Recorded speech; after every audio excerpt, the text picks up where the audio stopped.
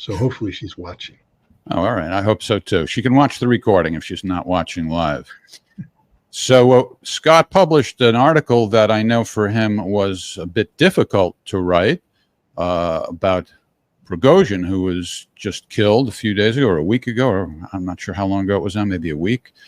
And why don't you share with the audience what you were wrestling with, why you found it so difficult to write this particular piece?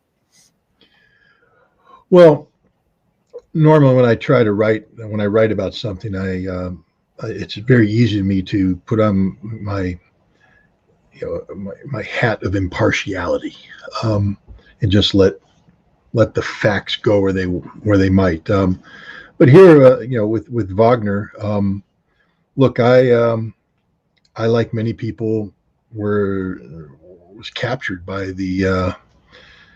the story, the narrative of Wagner, and what it was doing in support of the Russian military effort in the special military operation. The Battle of Bakhmut caught everybody's imagination, and while that battle was raging, I visited Russia, and during that visit, I had the opportunity to meet many Wagner fighters, veterans, and to meet some senior people from the Wagner center in St. Petersburg. And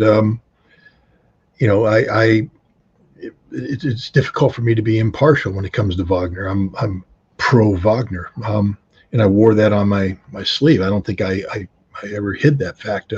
But Prigogine's revolt in June, and it was an insurrection.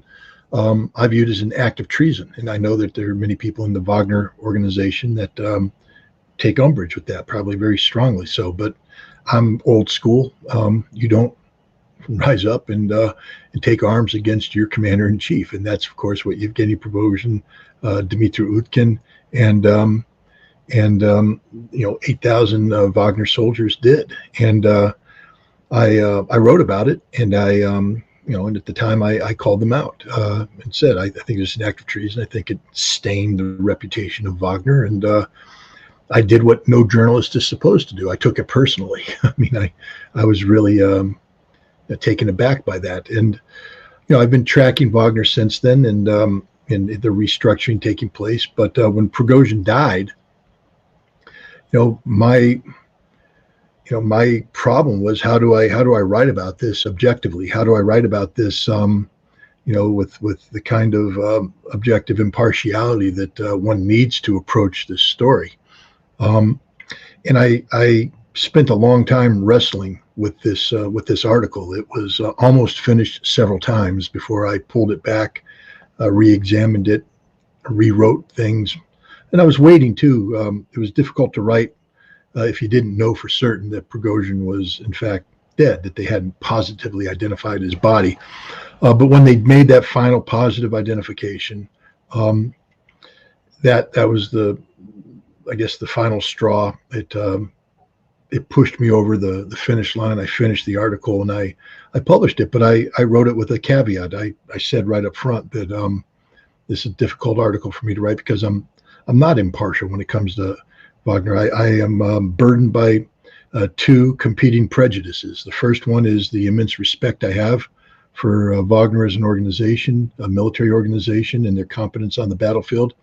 And the second is the utter disdain I have for what Prigogine did to Vladimir Putin. There's no justification for that. So it was difficult to write this article without having that emotion bleed into it. I think I succeeded. I think I came across with an impartial article, but I think it was important because anybody who knows me, I wanted them to know up front that this was not an easy article to write. So yeah.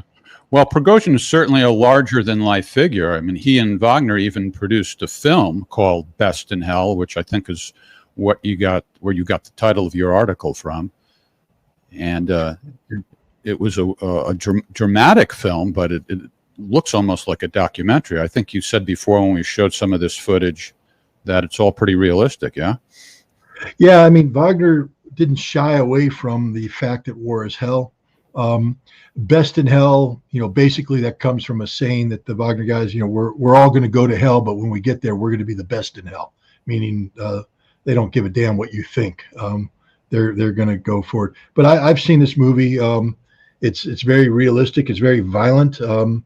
Wagner fighters played roles in this, not just actors. And the idea was to portray the war in its horrific reality, and in doing so, you elevate the stature of Wagner even more. An interesting thing about this film is that it portrayed the Ukrainians in a positive light as well, not in terms of ideology. This war had no ideology in it. This was purely a military fight, military force against military force, and it showed both forces as being extraordinarily competent, extraordinarily dedicated, and extraordinarily lethal.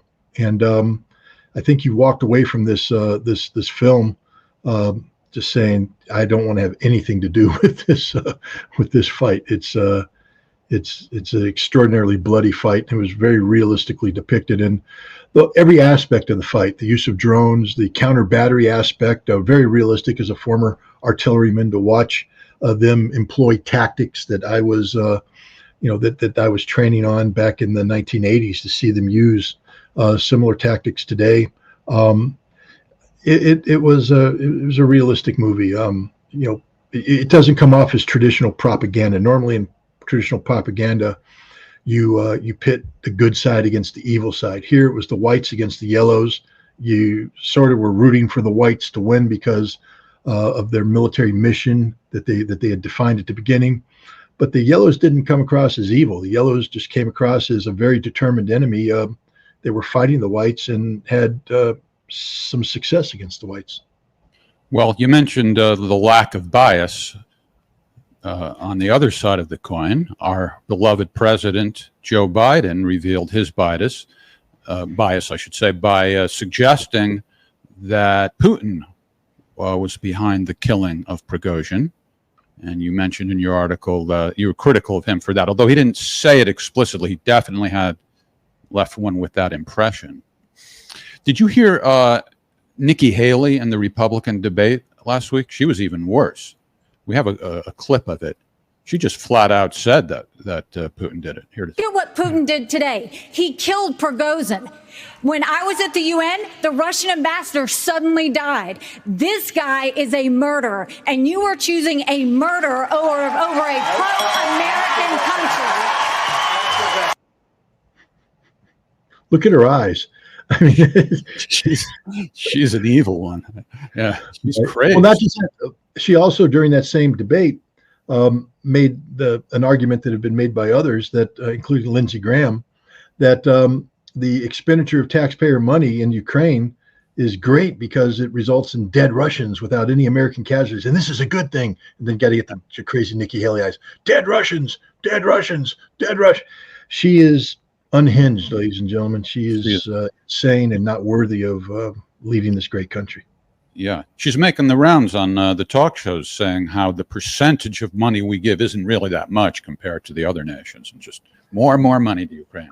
More. But the good news is her debate performance, I think, increased her support from 0.7% to 0.83%, meaning that she is not going to be the Republican nominee. The Republican nominee. I've seen some press reports where they're trying to make it out like even though she doesn't have that much support, the amount of support that she gained from prior to it is greater than the others or something. That's what they're trying to say. Right, now. but when you go from 1 to 2, that's 100% gain in support. Ramaswamy is the guy to watch.